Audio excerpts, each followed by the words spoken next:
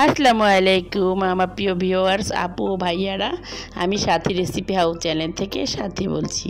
আজকে আর একটা নতুন রেসিপি নিয়ে আসছি আপুরা। প্রথমে একটা মশলা তৈরি করব।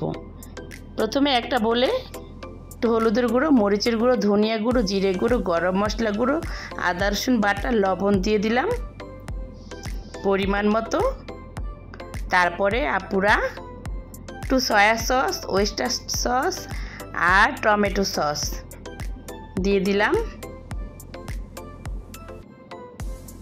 আর একটু পরিমাণ মতো কেওড়া জল দিয়ে দিব। দিয়ে ভালো করে মশলাটা মাখিয়ে নেব।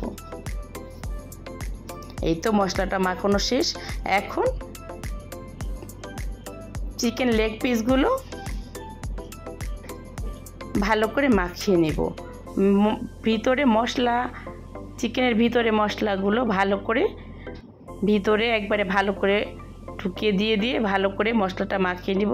নিয়ে আর একটা চুলে একটা প্যান বসালাম, তাতে পরিমাণ তেল দিয়ে এখন লেগ পিসগুলো ভালো করে ভেজে নেব। তারপরে পুরো ভেজে তুলে ফেলবো।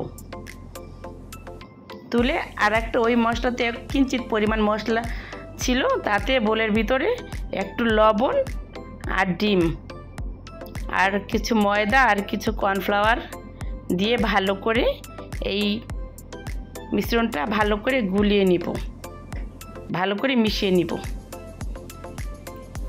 হ্যান্ড ব্লেন্ডারের সাহায্যে। এই তো একটু পানি দিয়েছি, তারপর ভালো করে মিশিয়ে নিয়েছি। এখন ওই ভাজা লেগ পিসগুলো দিয়ে